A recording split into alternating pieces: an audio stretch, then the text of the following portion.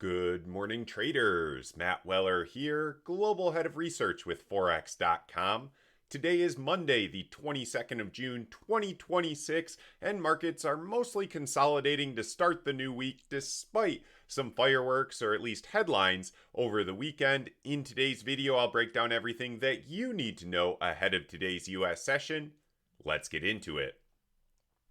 So despite some threats of walking out on both sides, the US and Iran are continuing their conversations in Switzerland, the first step along these peace negotiations. And both sides so far have described the talks as mostly constructive. And as a result, markets are mostly consolidating with oil edging lower. The major US indices are ticking up just a little bit if you get out your magnifying glass, and the US dollar is broadly flat.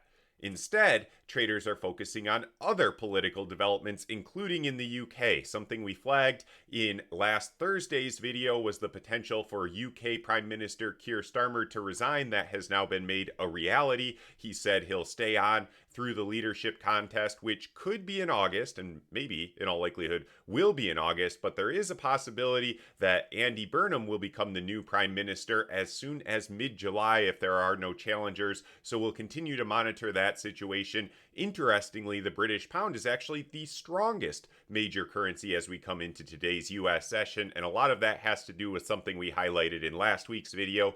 Markets hate uncertainty. So if that uncertainty is removed, even if it does kind of open the door for more uncertainty in the future, that's at least a near-term bullish catalyst. More on that to come. And then looking ahead to the economic calendar for this week, it's likely to be a relatively quieter week. We do have some data out of Australia. We have inflation data toward the end of the week out of Japan that could have market moving implications. But the main things I'll be keying in on are the Eurozone and UK PMI readings, which provide one of the most timely measures of on-the-ground economic activity in those countries, as well as the US core PCE report on Wednesday. That's the Fed's preferred measure of inflation and could have implications, especially with last week's Fed meeting coming in perhaps more hawkish than many had anticipated.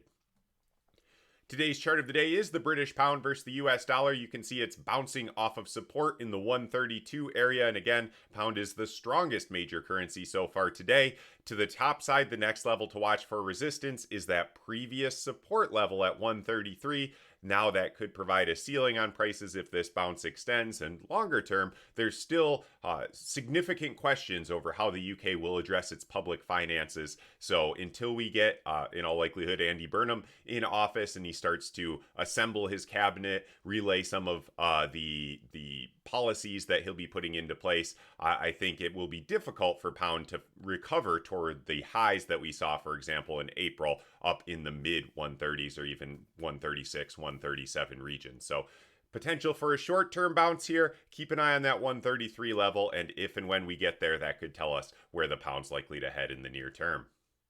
That is today's video. Thank you for carving a couple minutes out of your day to watch. If I could ask just one quick favor before you go, please do drop a like on this video. It's a free way to show your support that helps us with the algorithms. And if you're not already, please do subscribe to our YouTube channel at FOREX.com. Thanks again. Best of luck with your trading today, and we'll chat again tomorrow.